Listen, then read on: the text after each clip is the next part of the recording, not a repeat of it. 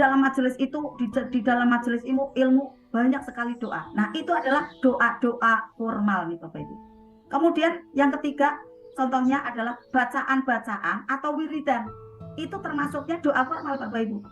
Bacaan-bacaan atau wirid gitu. Wirid yang kita baca. Misalnya, sholawat hakul mubin di sana, ya. Kemudian apalagi? Misalnya bacaan doa yang Bapak Ibu sering lantunkan, ya, dari mana rezeki yang sudah Ustadz Nas berikan, ya. Yang keempat, ritual-ritual tertentu. Contoh misalnya ada amalan 3A gitu ya. Nah, di situ ada ritualnya, duduk, sikap tenang, kayak gitu kan. Kemudian tarik napas gitu. Seperti halnya malam ini juga ada ritualnya, baca Al-Waqiah gitu kan, dengan ada duduk yang sikap sempurna, ambil napas, kemudian lepaskan. Ini adalah formal nih Bapak Ibu, ya. Nah, kalau di riset Bapak Ibu, kita bicara dari diri kita masing-masing, apakah doa-doa itu atau ritual-ritual ya yang Bapak Ibu lakukan ada di formal itu langsung membuahkan hasil Bapak Ibu? Tentu jawabannya belum. Apakah ujuk-ujuk langsung uangnya di meja? Ya tidak, gitu ya. Karena apa? Harus gerak untuk aktivitas besoknya. Kalau tiba-tiba ada uang di depan, Bapak Ibu justru bingung, takut, dan Allah tidak mau seperti itu. Allah tidak mau kita ketakutan, loh ini uangnya siapa? Jangan-jangan nanti punya siapa, nanti saya dituduh, gitu kan. Nah, Allah tidak mau. Makanya kita untuk bisa bergerak dan beraktivitas, gitu kan. Kemudian apakah suami, istri kemudian menjadi alim, soleh-soleha, kemudian sayang dan cinta sama Bapak Ibu? Enggak. Tapi harus ada ikhtiar kembali nih ya dari di dalam kuantum kita. Contoh yang perempuan nih ya, berlaku seperti Syahrini gitu kan, di luaran strong, di dalam kemudian lemah lembut gitu kan. Nah, harus ada ikhtiar gitu kan. Kemudian kita harus tahu bahasa kasih pasangan kita gitu kan. Harus ada gerakan selanjutnya kan gitu. Dari yang formal itu kemudian dilanjut ada perbaikan ada di wilayah nyatanya gitu kan. Kemudian apakah badan langsung sehat gitu kan setelah ada ikhtiar membaca seperti ini gitu kan? Belum. Kalau air doanya belum diminum kan ada ikhtiar lagi, air doa diminum gitu kan. Atau misalnya beli herbal gitu kan. Ya, ada ikhtiar kembali yang kemudian nanti melengkapi seperti itu Bapak Ibu ya. Nah, sebenarnya dari 3 hal di atas ya, 3 hal itu apa saja? Doa setelah sholat, doa pada waktu di majelis zikir ya, di majelis taklim, kemudian ada amalan-amalan zikir dan wirid, itu sama sekali tidak salah Bapak Ibu. Justru itu harus dilakukan, tidak ada yang salah dengan ada kegiatan formal itu, karena memang harus dilapisi ya, karena itu sebuah perintah dari siapa? Perintah dari Allah, kemudian perintah dari Rasulullah, dan kita semua melakukannya Bapak Ibu ya, tidak ada yang salah gitu. Semuanya memang harus dilakukan dari yang formal dan non formal itu gitu ya. Nah, doa setelah sholat ya, dan kemudian menghadiri ada di majelis taklim seperti halnya seperti ini ya. Untuk apa sih sebenarnya? Ini adalah kita kerjakan secara sadar nih Bapak Ibu. Wiridan-wiridan yang kita lakukan itu kan sadar kan kita lakukan gitu kan. Dan masih banyak lagi ya yang lainnya yang mungkin Bapak Ibu rasakan ya, sudah ibadahnya luar biasa, sudah dikerjakan wiridannya, sudah sering masuk ke majelis ilmu gitu ya. Tapi kok belum ajaib ya gitu. Ada pertanyaan seperti itu. Sekali lagi wiridannya ya, sholatnya itu tidak salah Bapak Ibu ya. Kemudian apalagi sudah sering ikut seminar nih, SMR, THMR gitu kan. Kemudian seminar yang lainnya. Nah, sudah wiridan banyak sekali juga kok belum ajaib. Di mana ya letak ketidaktepatannya? Ya tidak ada yang tidak tepat Bapak Ibu, semuanya sudah baik ya. Inilah ada urutan-urutan dari kegiatan doa formal yang apabila tidak dilanjutkan, tidak dilapisi ya, hanya sebatas doa formal saja, maka tidak akan ajaib Bapak Ibu. Maka harusnya dilapisi nih. Jadi doa formal itu akan tetap Bapak Ibu lakukan ya, harus tetap dilakukan. Dan nanti ada rahasia kekuatan berikutnya setelah Bapak Ibu lapisi dengan non formal.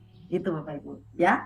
Jadi Bapak Ibu pada saat Bapak Ibu di sini kok belum ajaib, tetap lakukan ya untuk formalnya ya, doa formalnya, ikhtiar doa formalnya. Kemudian perbaiki nanti di non formal. Itu Bapak Ibu. Nah, kita lanjut.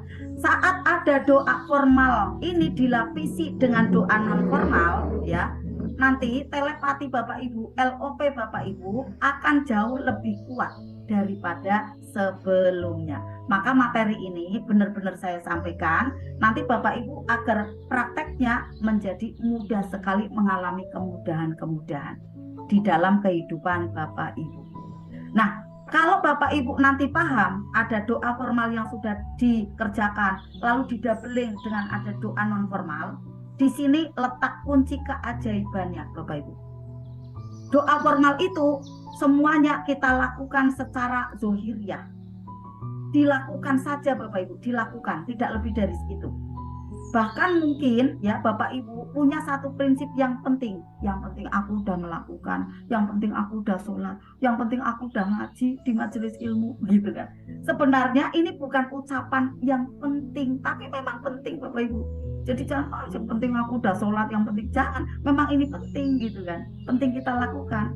Jadi kegiatan-kegiatan seperti ini kita sadar lakukan agar masuk terekam ke bawah sadar. Makanya persering ya, kemudian Bapak Ibu fokus ya, lakukan dengan bahagia. Apapun kegiatan sadar yang kita lakukan dengan bahagia, nanti mengendapnya ke bawah sadar itu menjadi maksimal. Itulah yang akan memudahkan nanti Bapak Ibu melakukan doa non formal. Dan selanjutnya Bapak Ibu, kekuatan sebenarnya pendukung support sistem dari LOP atau telepati, yaitu ada di faktor doa formal dilanjut ke doa non formal. Ini kekuatannya Bapak Ibu, rahasianya. Nanti Bapak Ibu mungkin yang bisnis belum maju gitu ya, kemudian juga mungkin yang ada usaha belum jalan, pekerjaan kok juga masih banyak belum mudah. Nah, koreksi di sini. Tadi doa formal ya Bapak Ibu, doa yang dilakukan di setelah sholat, pada waktu ada di majelis seperti ini, yaitu doa formal. Kemudian ada zikir-zikir Bapak Ibu, ada wiridan Bapak Ibu, ya, ada tirakatan Bapak Ibu, di sana adalah semuanya ikhtiar yang formal. Kemudian yang kedua, kita pahami. Nah, yang keren nih selanjutnya. Banyak yang terlewat ada di sini Bapak Ibu. Doa gitu kan. Ternyata non formalnya lepas. Bahkan dibatalkan sendiri gitu, oleh kita gitu. Dengan apa? Dengan marah-marah. Dengan apa? Mungkin dia melakukan ada 10 dosa besar salah satunya. 10 dosa besar ya, diantaranya ya. Saya yakin di sini semua melakukan sholat. Ada yang tidak melakukan sholat ya. Maaf, bisa jadi ada yang zina, bisa jadi ada yang durhaka sama orang tua. Ada yang kemudian 10 dosa besar itu kan ya, ada minum-minum, ya ada judi gitu kan, ada penyakit hati gitu. Kemudian ada memutus silaturahim gitu kan. Nah, ini 10 dosa besar jangan sampai dilakukan. Karena apa? Karena akan membatalkan doa atau telepati kita. Gitu ya. Yang kedua nih Bapak Ibu, doa non formal. Apakah itu doa non formal? Doa non formal yaitu adalah 4 macam nih Bapak Ibu lapisannya. Dan saya sampaikan sering kita ada di sini melakukannya tidak maksimal.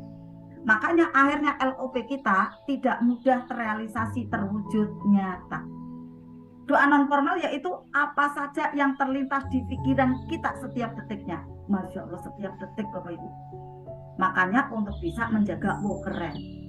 Keren, ada tumbukan keren agar tidak suudon, tidak negatif thinking. Karena saat negatif terus-menerus terjadi, kemudian menjadi proyeksi, ya nasibnya tidak baik gitu kan, sesuai proyeksinya gitu kan. Ya seperti halnya kisah Kotia, itu kan proyeksi yang tidak baik dari ayahnya, akhirnya nasibnya tangannya ya naudzubillah, tidak ada satu gitu kan.